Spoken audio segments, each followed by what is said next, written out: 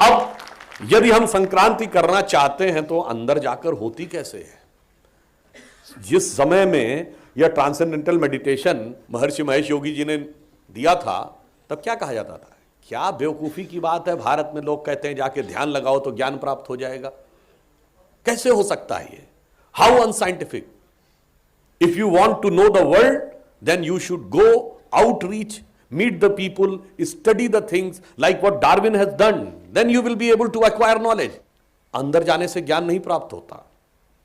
अब मैं आज पूछना चाहता हूं 60 साल के बाद, जब 1960 के बाद आपको न्यूयॉर्क टाइम्स अखबार पढ़ना है तो दो तरीके हैं। एक बाहर का क्रांतिकारी तरीका है, दिल्ली से न्यूयॉर्क की फ्लाइट पकड़िए, आपकी फ्लाइट के अनुसार 16 से 20 घंटे लगेंगे, यानी एक दिन पूरा हो जाएगा, आज का अखबार कल पढ़िए जाके। और दूसरा संक्रांति का तरीका है, अपने मोबाइल में जाइए, न्यूयॉर्क टाइम्स डाउनलोड करिए और पढ़ लीजिए।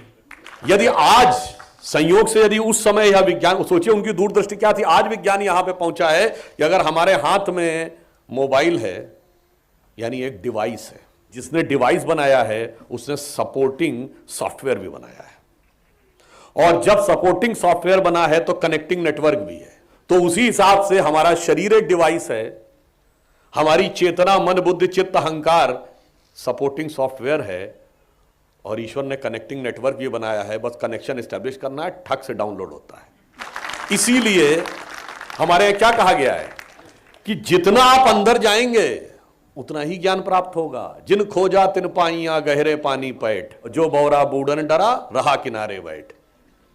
पर आप अंदर उतरेंगे तो क्या होगा? देखिए, कहते हैं ज्ञान का प्रकाश अंदर जाके मिलता है।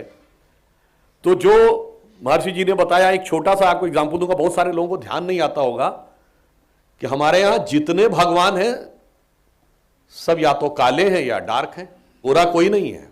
अब हमको समझा दिया गया गोरा ही सबसे अच्छा होता है। अब तो गोरा बनाने की क्रीमें भी आने लगी, और मजेदार बात यह, गोरा बनाने की क्रीम वो लोग बनाते हैं जो टैन होने का प्रयास करते हैं, और हमें समझा के वो बेच भी दी जाती। खैर, भगवान कृष्ण काले हैं, परंतु भगवान कृष्ण ही योग योगेश्वर हैं। भगवान कृष्ण को मक्खन प्रिय है, और भगवान कृष्ण और राधा में एक अलौकिक प्रेम है। इसका क्या अर्थ है? जब हम ध्यान लगाते हैं तो हमारी आंखों के सामने क्या होता है? काला रंग। तो ध्यान की वह अवस्था शुरू होती है कृष्ण से। हमारा मन क्या है? एक दूध की तरह है, जिसे हम पानी से कनेक्ट कर दें तो दूध और पानी मिलकर सब खत्म हो जाता है।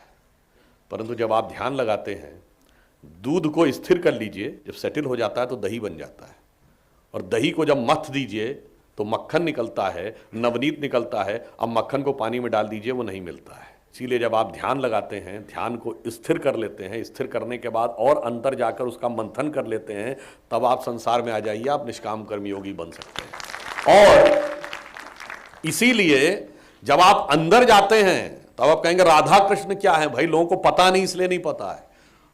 हमारी, जब आप ध्यान लगाइए, हमारी स्वाभाविक प्रवृत्ति, एक क्षण के लिए मन स्थिर नहीं रहता, कभी एक वस्तु पर भागेगा, कभी दूसरी वस्तु पे भागेगा, और सामान्यतः नकारात्मक वृत्तियों में भागता है। तो हमारे शरीर की जो वास्तविक धारा है वो अधोगामी है, और धारा को उल्टा कर दीजिए तो क्या हो जाता है? राधा। यह राधा और कृष्ण का संगम है, जो कि ध्यान की चरम अवस्था को दर्शाता है, और कृष्ण से होकर नवनीत मिलता है। तो जो बिहारी जी, एक हिंदी के बहुत प्रसिद्ध कवि हुए, उन्होंने क्या कहा है, जो ध्यान की अवस्था को भी दर्शाता है, या अनुरागी चित्त की गति समुझे नहीं कोय, ज्यो ज्यो डूबे श्याम रंग त्यों त्यों उज्ज्वल होए। और डूबने से ही मिलेगा, बाहर रहने से नहीं मिलेगा। अमीर खुसरो ने भी कहा है, खुसरो दरिया प्रेम का उल्टी वाकी धार, जो उतरा सो डूबगा और जो डूबा सो पार।